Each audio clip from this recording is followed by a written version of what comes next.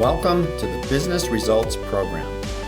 This is how to transform yourself, your team, and your company to perform better and achieve higher results. Let's get started. I'm so happy you're here.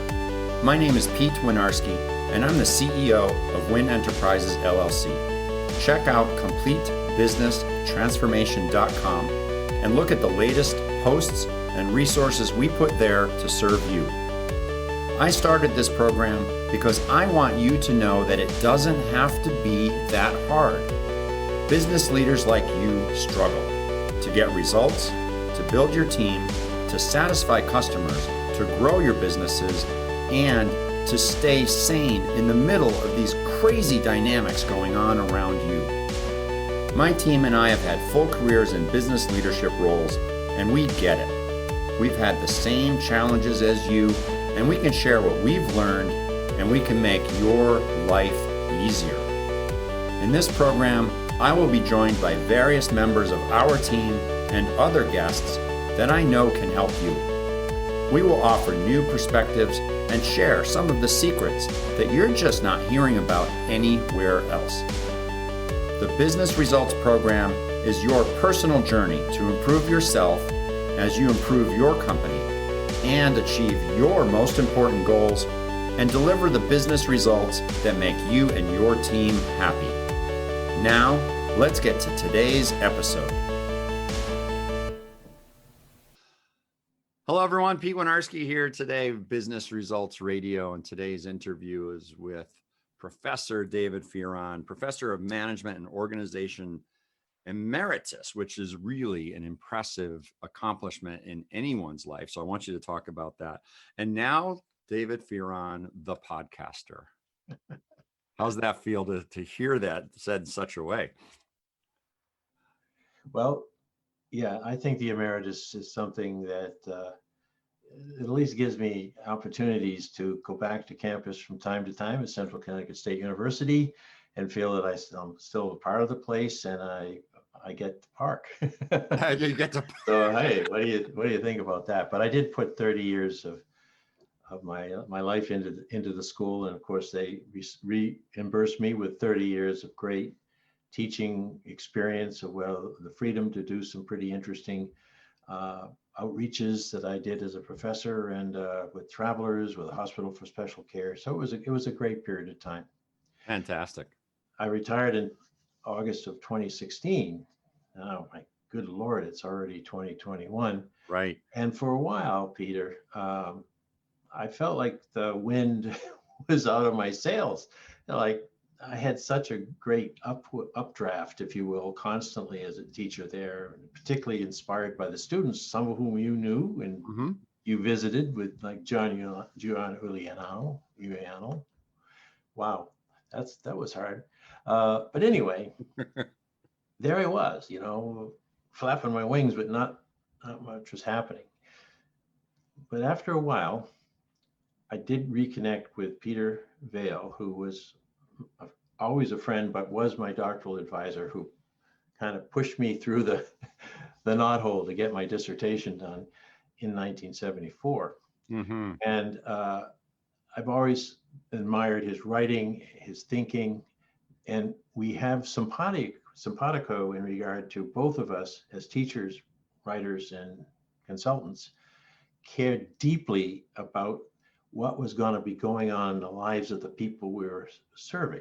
Not in some sort of a gossipy way, but the big question for Peter and I throughout our careers and then into this podcast called Practice is, what are their learning requirements? What are they requiring of themselves? How are they going to handle what Peter called permanent whitewater, when almost everything they know is going to be kicked aside out of their heads and they have to fill it with something new? And Peter, I know from your practice, you're living that with your clients, that that the whitewater, particularly with COVID, is unbelievably racing now, and it's very hard on people. So what Peter and I predicated our hopes on was that we have an ability as humans to learn somewhat with support, but also with the intention to learn for ourselves and put that into action, test it, see if it works. If it doesn't, it's not like someone gave you a grade. Life gives you a grade. Yes. And so that's why we started this podcast. And then unfortunately, this time last year, Peter passed away in his early 80s. He had many health challenges, but I'm pretty sure it was the COVID, one of the first ones in Minnesota that was recorded. So I felt down, like, what am I going to do? Should I continue? And so I'll stop burbling in a moment, but I have to tell you, though, that I was so inspired by that collaboration with Peter and the response that I was getting as we put our various podcast recordings out there, not like thousands, but people who I knew said, hey, Dave, I really enjoyed listening to that. So I've kept it going. And this is sort of the anniversary of that today. And I will keep it going as long as I feel this kind of motivation. Excellent. Well, congratulations on the podcast and on being here. And there's a tremendous personal satisfaction that I know you've experienced over the course of your life. You get a chance to see college students that you worked with. You get a chance to, you worked a little bit in industry and had clients and conversations along the way. Just let's go back to the campus for a moment. I've got, one of my sons is actually looking at Central Connecticut as an option. He's accepted considering the track team, and he may actually be walking your old hallways. So let's He won't see any plaques with my name on it, though. Well, he'll see one plaque that I'm very proud of. Yes. The lecture hall in what we used to think of as a new building, is now 20-some-year-old building, is called Travelers Hall. And one of the many reasons that sign is up there is that we were honoring travelers for all they did to bring us into the EDGE program for underserved students and give us a tremendous amount of visibility with their brand. So tell your son, look at Travelers Hall, think of Dave Fearon, because I was essentially the sponsoring faculty member for that program, worked with it very closely until I retired. Well, that's fantastic. Yeah. So think of, what do you miss most about being as a professor and inspiring young minds?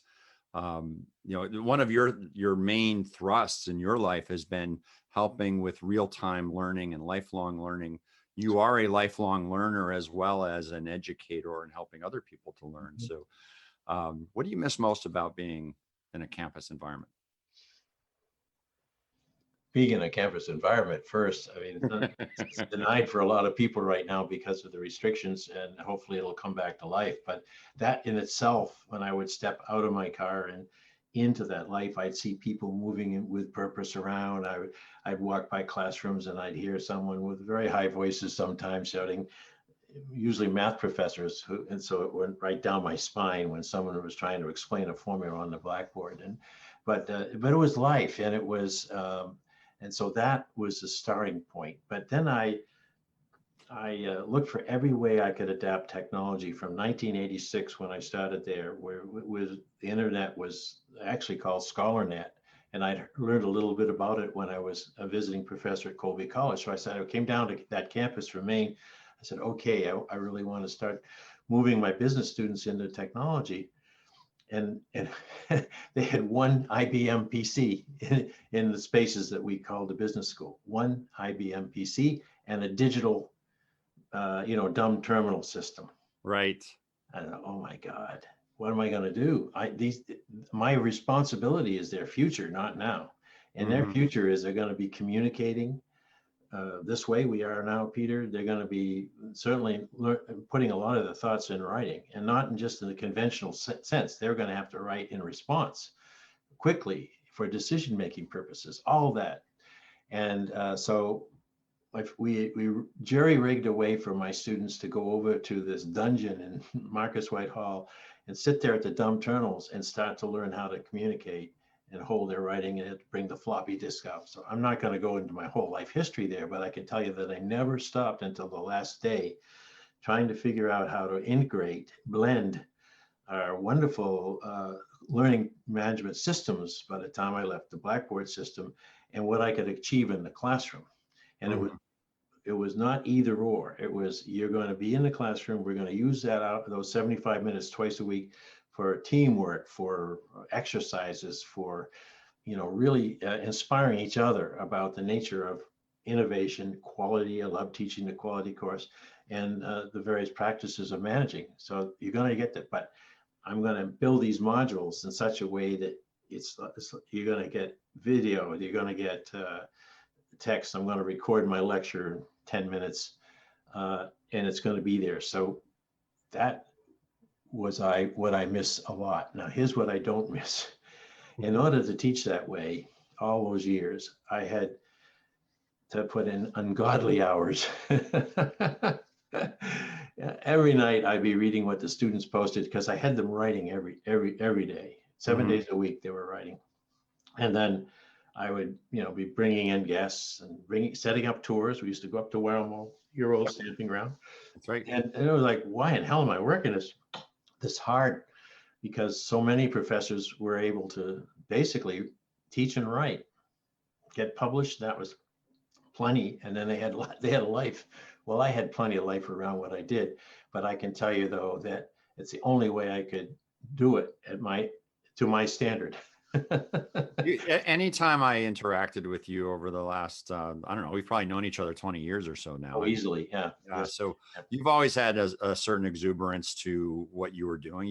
You were passionate and enthusiastic about, even if it was, just like walking the hallways of the manufacturing floor, in our wire mold tour days when you brought a team of students around. Yeah. There was an excitement that you had. You were almost more excited than your students were.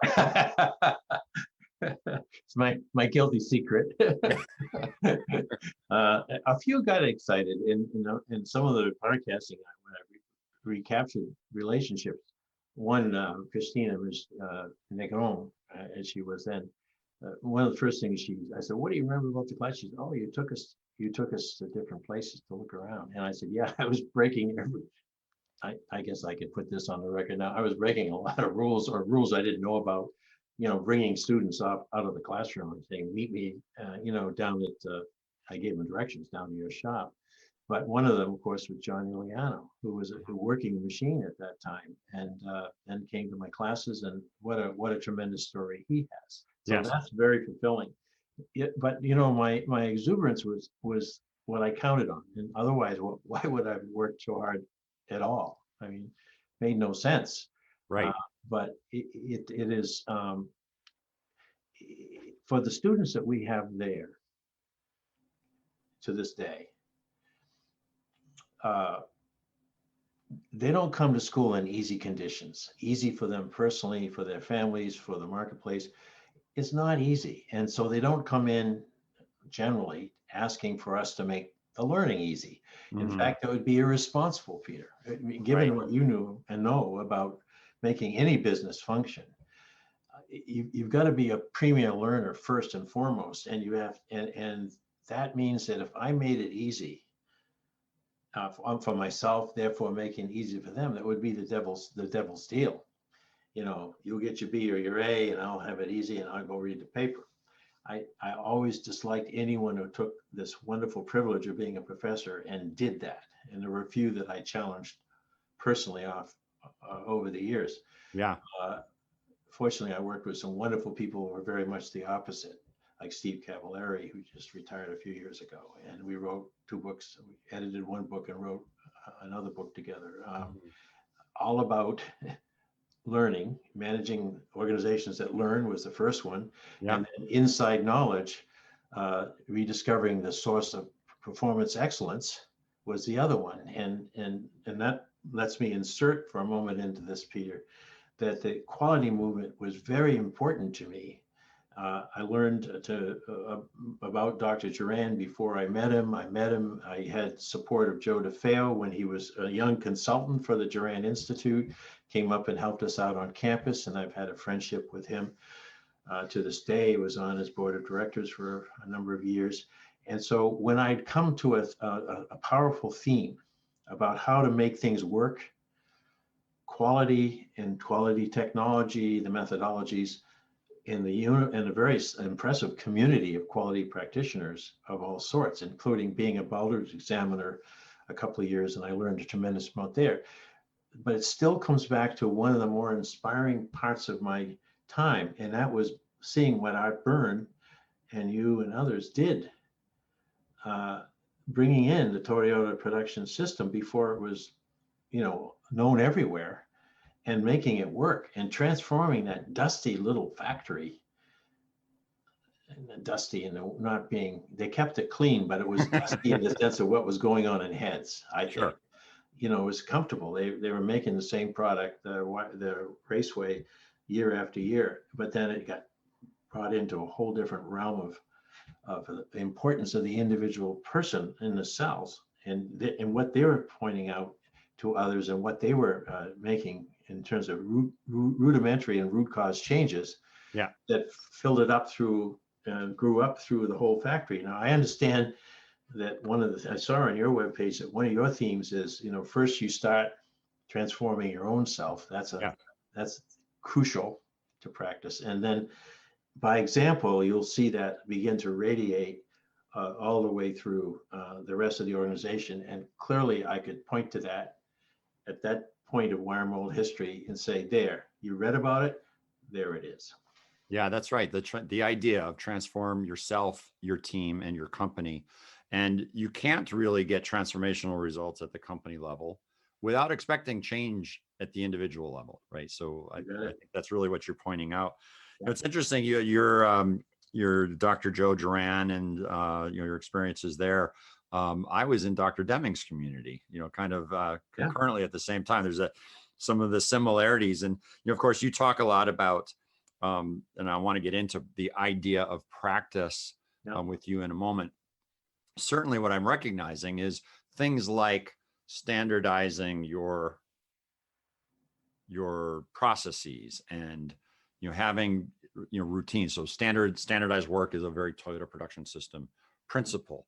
Having systems and processes in place, and the idea of continuous improvement. We still talk to this day about turning the PDCA wheel, the Plan, Do, Check, Act, the Deming wheel, as experiment. Right. Let's try it. Let's see what happens. The data, did the results turn out the way you wanted them to? PDCA is continuous improvement, but it's also a learning cycle.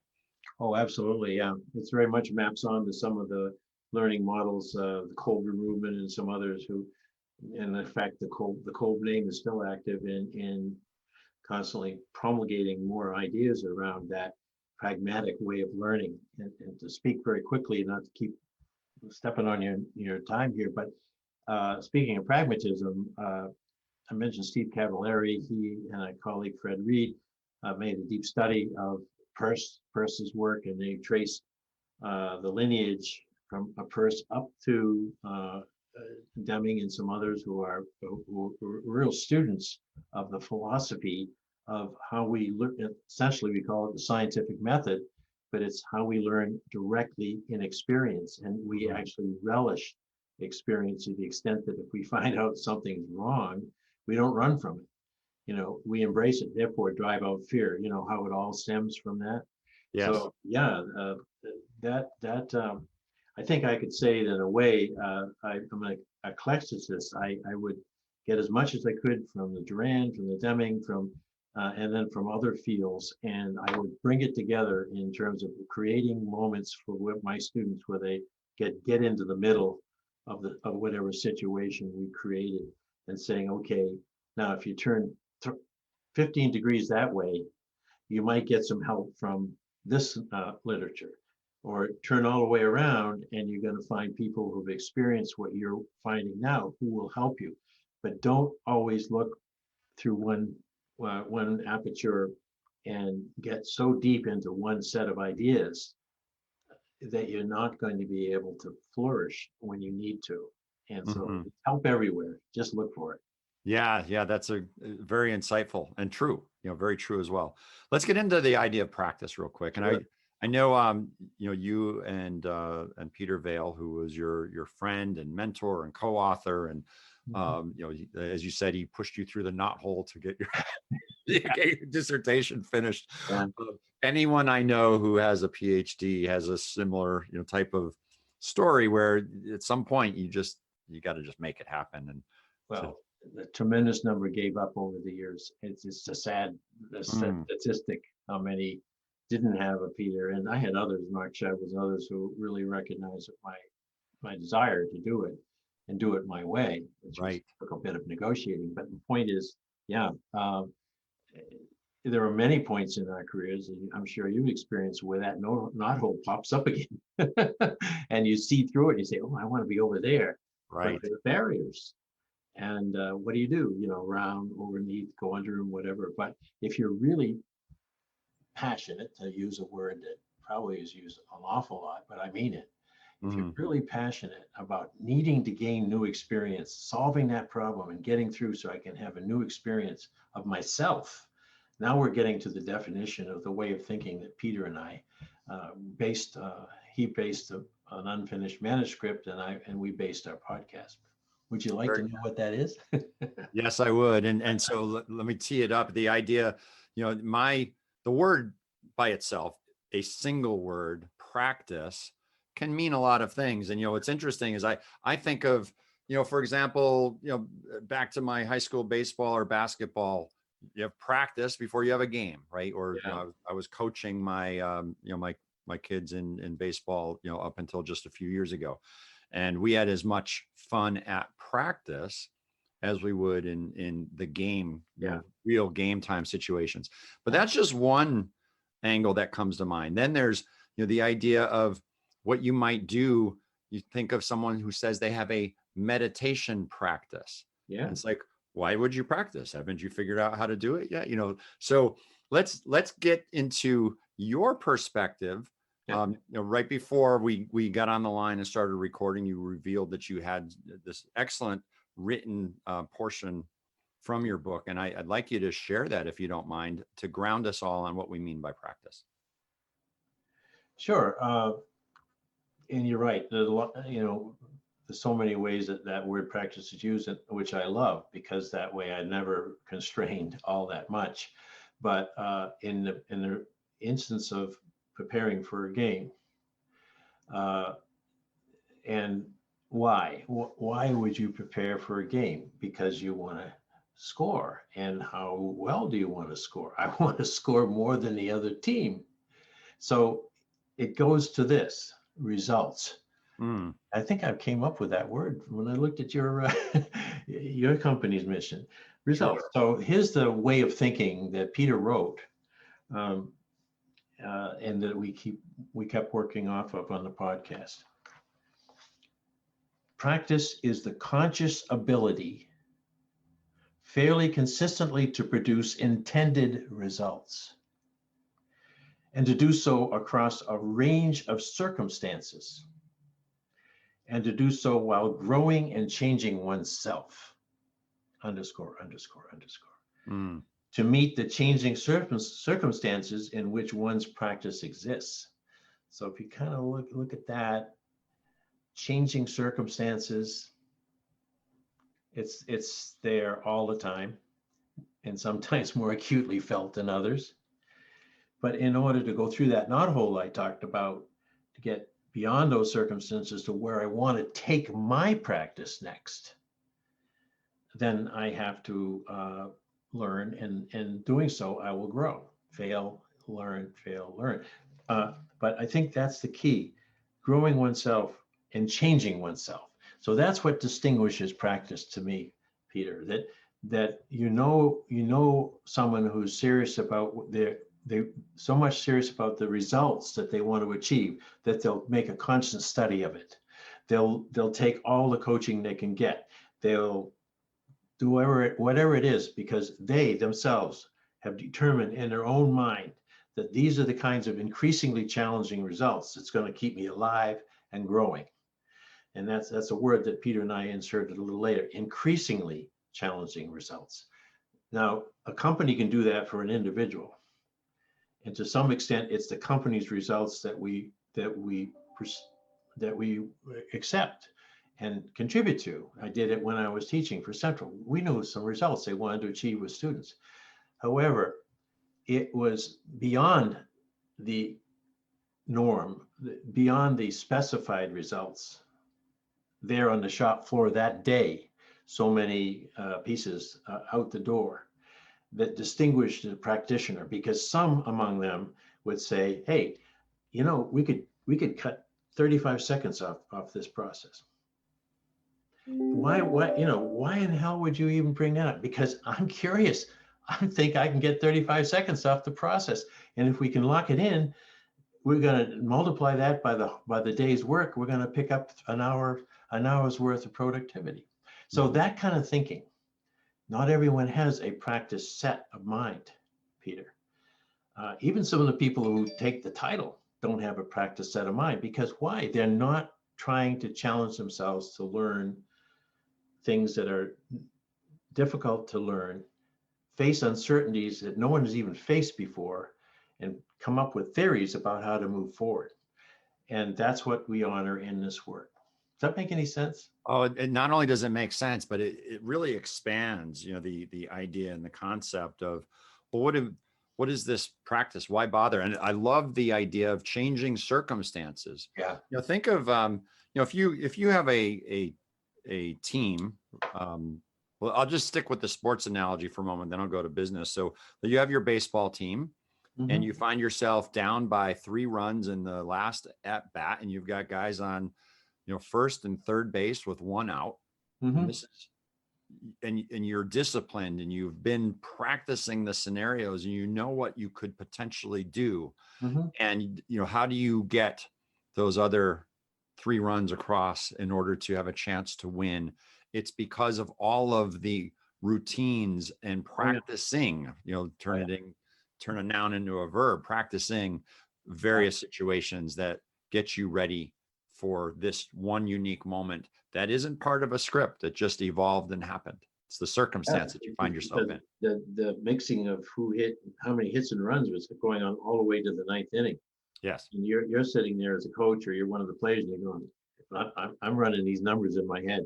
And the next 2 batters are going to make, or even the next 1 batter, if he can get a home, it's going to make all the difference. So what I think all of us who love to watch different sports, the last putt in golf was one Right. the other day, 1 15-foot putt. And so that's exciting. But you're right. In order to achieve those levels of proficiency, you will have had to do a lot of things in terms of physically preparing yourself. Mentally preparing yourself is a whole other matter. And again, this is where you as a coach, as well as now a business coach, have a direct experience, because you can almost sense whether there's enough acuity, enough focus of attention in the moments when you're trying to say, okay, now when you go up to bat, Mr. Batter, I want you to just watch the pitcher's face, some little tip. I know, coach. And then up there, you watch the pitcher's face. He gets a look on his face like he's going to throw a curve, and you hit, and everyone comes in, and you win, and yay. So this is the fun of life, is to see human beings in particular excelling. We pay a lot of money to watch people excel. Yeah, especially in the entertainment world, right? With sports, in a business environment, it's really all the same. Yes. How many times have you and your team collaborated and solved problems together and reviewed data on a challenging situation in an unemotional way, detached from the stress that could be what other people who are not practicing might experience. So, company A does extremely well in a challenging environment, and company B crumbles under the pressure. Yeah.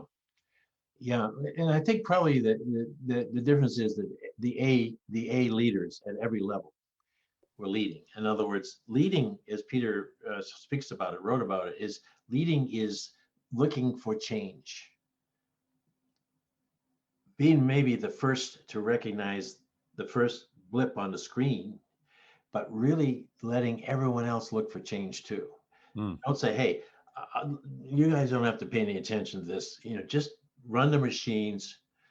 I'm the manager here. I'll take care of it. Whereas, the companies that you've supported, you want everyone looking for change. That's the first part. So that's a constant, like lifting weights for an athlete. I'm a changed looker. I am exercising my ability to say what I see as soon as I see it, respecting that there is a chain of command, but still saying, hey, I see this.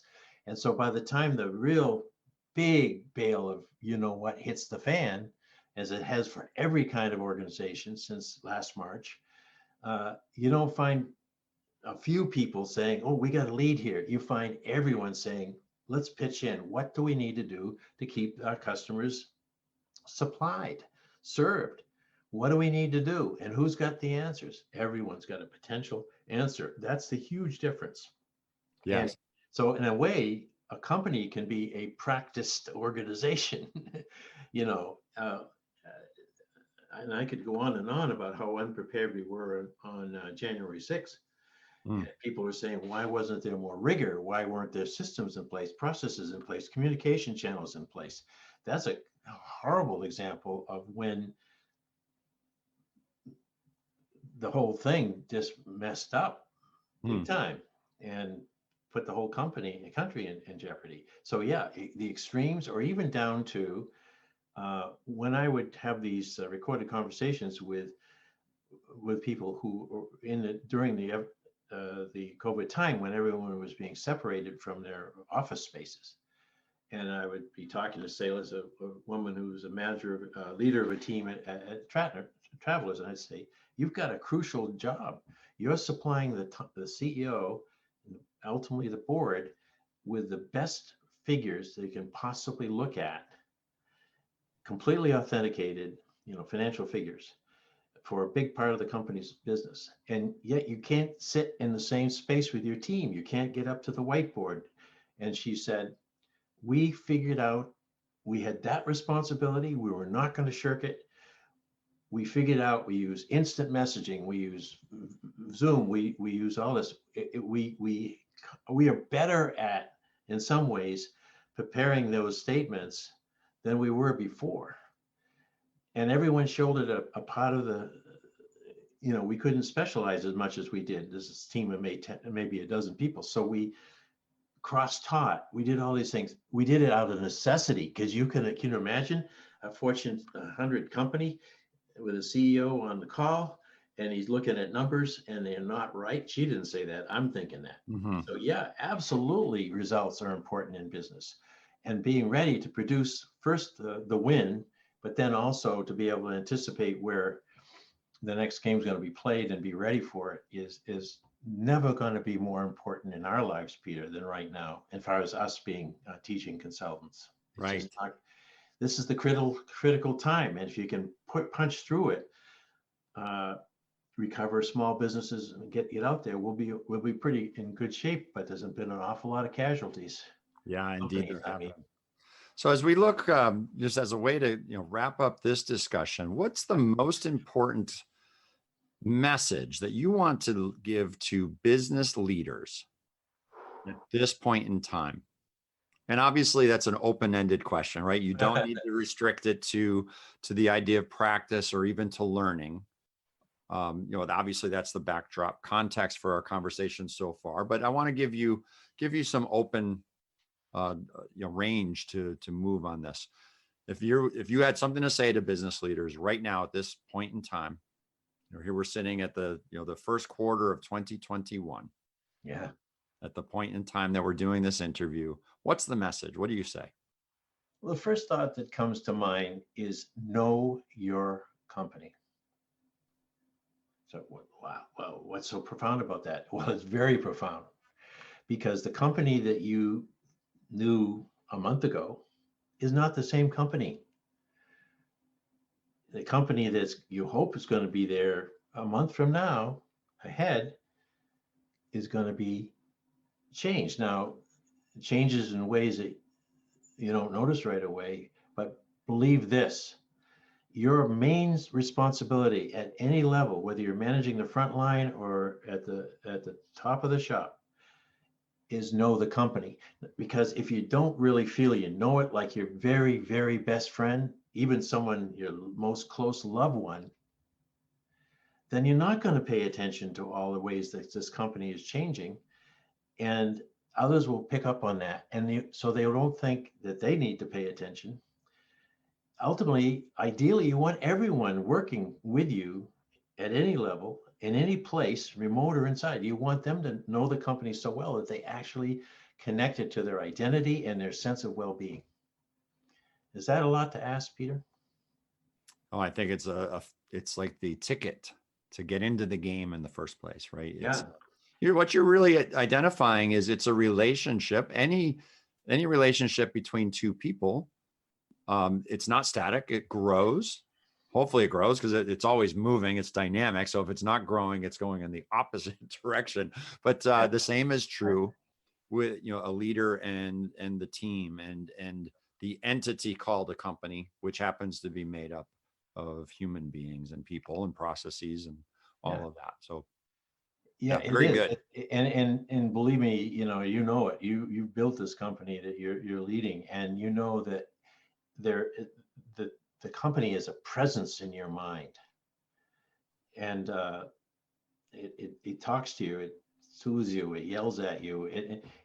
That kind of belief that there should be an integrated entity called my company is so significant. So when you see, when you see the sort of the roving CEOs that have been coming through in recent years, I did 3 years here and 2 years here and so forth, stay long enough, institute 2 or 3 different things, move on. I don't know that they can possibly know the company that they serve in those times. Mm. So I've always been a bit of an advocate for, hey, stick around as long as Right. you can, because it's just like a long-term marriage. It really is. And I've talked to some of the people who stepped away after years of having those company in their bloodstream, in their heads, and all the time talking to them. And I'd say, what do you miss? And the answer really quick would be, I don't hear my company anymore. It's not, it's out of my head. It's not talking to me anymore. And so they go out and one friend of mine who had that response said, he went out and started another company. Well, that's one approach. I mean, certainly. It's a lovely addiction. And the culture is changing right underneath you when you can't hear it any longer and you don't recognize it anymore. Well, you don't care to hear it anymore. You certainly don't love it anymore at that point. So there you go. Well, Professor David Fearon, thank you for being here with us today. This is just a really strong, positive conversation about some important topics that are not unique to companies and to businesses. I mean, these are life skills, really. What are the practices you put in place? How do you continue to stay constantly learning and constantly looking for the next? And as you were saying, seeking it out, not just one person's job, right? Everyone around you to come up and create something new and amazing and be ready for whatever's next. Yeah. Thank you for your time today. I look forward to more conversations. Thanks, everyone. Good to be here.